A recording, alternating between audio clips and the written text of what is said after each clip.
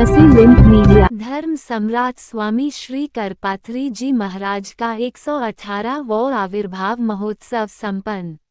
वाराणसी के श्री विद्या तत्वानुसंधान आश्रम हरिद्वार एवं दिल्ली एवं श्री करपात्र स्वामी आविर्भाव महोत्सव समिति, काशी श्री राज राजेश्वरी फाउंडेशन, श्री क्षेत्र काशी द्वारा आज रविंद्रपुरी स्थित लेन नंबर 8 पर धर्म सम्राट स्वामी श्री करपात्र जी महाराज का 118वां आविर्भाव महोत्सव मनाया गया।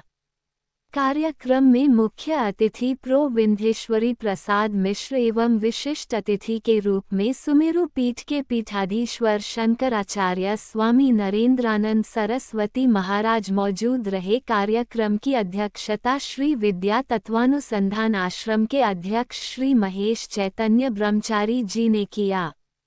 इस अवसर पर मुख्य रूप से डॉक्टर विद्यासागर पांडेय, पम रागकृष्ण मालवीय, डॉक्टर दिव्यचेतन ब्रह्मचारी, राजीव गुप्ता, नीरज कुमार शर्मा, मोहन दुबे आदि लोग मौजूद रहे। इस अवसर पर कई विद्वानों का सम्मान रुद्राक्ष की माला एवं अंगवस्त्र माल्यार्पण कर किया गया। कार्यक्रम में 51 की संख्या में बटुक भी शामिल हुए। ऐसा है कि धर्म सम्राट स्वामी श्री करपात्री महाराज जी का 118वां आविर्भाव महोत्सव प्राय हर वर्ष की भांति मनाया जाता है और महाराज जी की जो पुण्य जो कार्य किए उसमें आगम निगम तो प्रधान है ही है। गौ हत्या पर भी महाराज जी ने प्राय पूरे भारत के सभी धर्म के संप्रदाय को एक मंच पर एकत्रित किया। जिस प्रकार महाराज जी कहते थे कि कलो संगे शक्ति, उसी प्रकार अगर सब मिलकर ये कार्य करें तो सरल हो सकता है, परंतु छिन्न भिन्न तरीके से सब का प्राय स्वतंत्रता की और सभी लोग अपनी अपनी इच्छाओं के अनुसार कार्य करते हैं और महाराज जी की जयंती का भी प्रोग्राम अलग अलग जगहों में होता है। तो इसी प्रकार से महाराज जी की जो परंपरा है उसमें महाराज जी ने भी 50 वर्ष की उम्र के बाद में श्री विद्या में प्रवेश किया और भालचंद्र शास्त्री से पुण्याभिषेक हुआ महाराज जी का, जो प्राय उमानंदनाथ थे। तो प्राय इस परंपरा को प्राय अभी वर्तमान समय में बाकी सभी परंपराएं तो प्राय चल रही है, परंतु आगम की परंपरा लुप्त होती जा रही है। हमारे काशी के अंदर भी आगम के विद्वान बहुत कम रह गए, नगण्य स्थिति है। तो प्राय इसीलिए इस विषय को हमने रखा।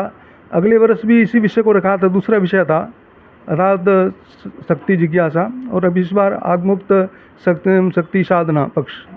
तो साधना पक्ष समस्त शास्त्रों का महाराज जी भी करपात्री महाराज जी कहा करते थे कि समस्त शास्त्रों के विद्वान एक तराजू में तोला जाए, न्याय का, व्याकरण का, साहित्य का, न्याय का और तुलात्मक दर्शन का और भी समस्त शास्त्रों का जो विद्वान होता है उन सबको उद्भट विद्वानों को एक तराजू में तोला जाए, परंतु साधक को एक तोले में तोला जाए तो साधक और ब्रह्मचारी का पलड़ा भारी रहता है, क्योंकि चरित्रवान हमेशा विजय प्राप्त करता है, चरित्र ही नहीं। तो साधना में तो आगम में स्पष्ट लिखा है चरित्रवान होना चाहिए।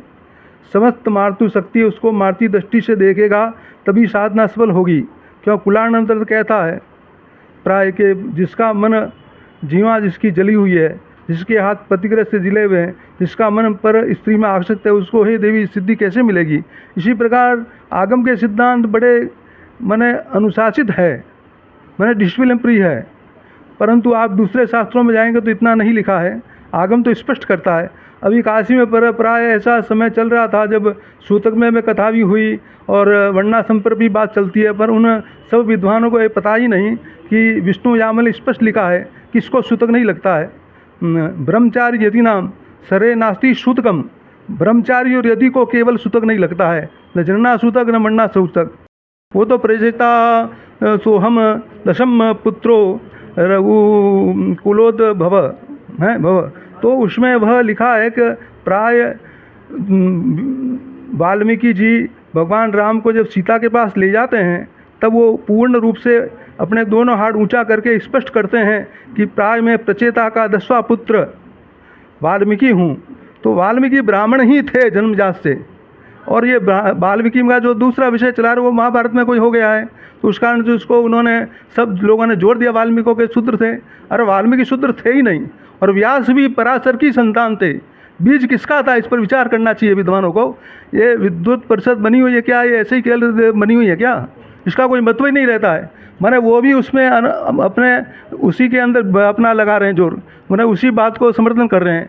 और वर्णाश्रम के विरुद्ध ही हुआ, ऐसा क्या है? पराश्रम को कहते हैं वो, उसको तो हम मानते नहीं। अरे पराश्रम शक्तिपुत्र थे, वशिष्ठ जी के पुत्र थे, वो तो मानना पड़ेगा आपको, ब्राह्मण ही थे। उसके बाद सत्यवती से उनका कोई संबंध नहीं था, वो विशेष आत्मा का यहाँ आवन होना था, इस पृथ्वीभूमि का कल्याण करना था, वेद व्यास जी का जन्म होना था, इसीलिए उन्होंने ये प्रक्रिया की होगी, और इसका कोई प्रमाण नहीं है। तो वर्णाश्रम को तो रखना पड़ेगा। वर्णमोचित ही महाराज जी का वचन था, वर्णाश्रम की पूरी रक्षा करनी धर्म समाज स्वामी जी का वचन था ये, और शास्त्रों का प्रमाण भी है। जिस दिन वर्णाश्रम समाप्त हो जाएगा, विष्णु कलयुग पूर्ण रूप से आ जाएगा। अभी कुछ बाकी रह गया नहीं, उन्हें कुछ लोग रह गए हैं, कुछ महापुरुष रह गए हैं, जिस कारण से सृष्टि चल रही है। तो आगम तो इस सिद्धांत को डिसिप्लिन के साथ जवाब देता है, मैंने ऐसे घुमा के बात नहीं करता, स्पष्ट बोलता है कि बिल्कुल अधिकार नहीं है दूसरी जाति को। तो मैंने हाँ बोलिए। मुरारी बापू को इस सूतक काल में जो कथा उन्होंने कही, हाँ, जहाँ तक उचित, वो तो गलत था बिल्कुल, वो तो स्पष्ट है, सभी लोग जानते हैं, अनपढ़ भी जानता है। क्या यह लोभ माया मोह मोहलाइब के लोभ में है, उसको इतना अभिमान हो गया, वो किसी बात को मानना नहीं। उसका कारण है कि जनता हमारी भारत की जनता है, उसको क्या कहा जाए। विश्व का सर्वे आया था, आपने सुना भी होगा, स्पष्ट है, वैज्ञानिक है, और इसमें स्पष्ट आया था कि भारत में श्रद्धालु बहुत है, परंतु साथ में बेवकूफ़ भी बहुत है। इतनी बेवकूफ़ की संख्या हो गई है कि वो पतित व्यक्ति की कथा सुनने जाते थे लोग, ऐसे कथा सुनने का कोई लाभ ही नहीं है। लाभ कैसे होगा? वो तो गाता है, कल मुरारी बाबू विद्वान तो है ही नहीं, आप उनसे श्लोक नहीं सुनेंगे कभी भी, आप केवल रामायण की चौपाई गाते हैं, और इधर उधर की भाषा को लाके वो केवल ढोल बजाते हैं, संगीत में ताल में बैठता है उनका। तो ऐसे लोगों को क्या है, समाज को रिंझाने के लिए संगीत है, संगीत का अगर ताल बैठा जाए तो समाज रिंझेगा उस पर, तो अधिक संख्या आती है सुनने के लिए, उसको ज्ञान की दृष्टि से कोई आती नहीं है, स्वयं का भी उनको ज्ञान नहीं है। जबकि ये सूतक तो छोटे छोटे व्यक्ति, मैंने बुद्धिहीन से बुद्धिहीन भी मान्य करता है इसको, कोई ऐसा व्यक्ति जो नहीं करता, परंतु उसने तो सबको कहाँ डाल दिया, तो क्या किस धरातल में डाल दिया। सनातन का रक्षक नहीं, भक्षक है ये, रक्षक हो नहीं से भक्षक है। और हमारे काशी विद्युत परिषद वाले भी इस पर कुछ नहीं बोलते, स्पष्ट बोलना चाहिए था, उसके सामने कथा में जाके बोलना था, ललकारना था उसको, तो क्यों नहीं ललकारा? तो यहाँ के संत समाज भी, तो संत समाज भी गया था, मैं यहाँ नहीं रहता हूँ ना, तो मेरे को इसका पूरा इतना पता नहीं है कि यहाँ संत समाज क्या कह रहा था। एक नहीं है क्या संत समाज? तो एक सूत्र में नहीं है ना हमारा सनातन धर्म, होगा गुरुजी? तो शास्त्र तो एक सूत्र में ही मानता है, शास्त्र का एक वचन ही सभी शास्त्रों में मिलेगा। अभी आपको कोई शास्त्र उठा लीजिए, चाहे संप्रदाय में उठा लीजिए, सब उसका पालन करते हैं, चाहे वल्लभाचार्य हो, चाहे माधवाचार्य हो, चाहे रामानंदाचार्य हो, चाहे रामानुजाचार्य हो, चाहे निम्बकारचार्य हो, सभी लोग इस धर्म के सिद्धांत को मानते हैं। क्या ऐसा कोई प्रोग्राम आगे होगा कि जिसमें सब पूरा हमारे जितने हैं सब एक हो और एक मत से काम करें? इसलिए होए तो सबसे अच्छा है, और नहीं हो तो फिर इस युग का जो प्रभाव वो चल ही रहा है, विघटन तो हो चुका है। अगर एकता होती तो फिर सनातन धर्म में विश्व के हर कोने में होता। स्वामी करपात्री जी महाराज के आदुर्भाव जन्म उत्सव के पावन अवसर पर यहाँ साधना, उपासना और वर्तमान परिस्थितियों में सनातन को शक्ति मिले, बल मिले, संबल मिले, और विश्व पटल पर सनातन के जो अनुयायी हैं सशक्त हों। तो सशक्त होने का आधार है साधना, जिसमें 10 महाविद्याओं की साधना है, और ये जो सरस्वती की साधना में छात्र हैं, ये गायत्री की साधना उपासना अगर करते हैं, और वर्तमान परिस्थितियों में सनातन धर्मावलंबी अपने वर्ण आश्रम के अनुसार भगवान भास्कर के उदय होने से पूर्व अगर 10 माला अपने जप को करेंगे तो विश्व विजेता होंगे, विश्व पटल पर कोई उनको क्षति नहीं कर सकता। और धर्म सम्राट स्वामी करपात्री जी महाराज का प्रादुर्भाव गुलामी काल में हुआ, लेकिन उनका जो जीवन है 82 में आज़ाद भारत में उन्होंने पंच भौतिक शरीर को केदार घाट के समीप अपने इस पंच भौतिक शरीर को छोड़ा।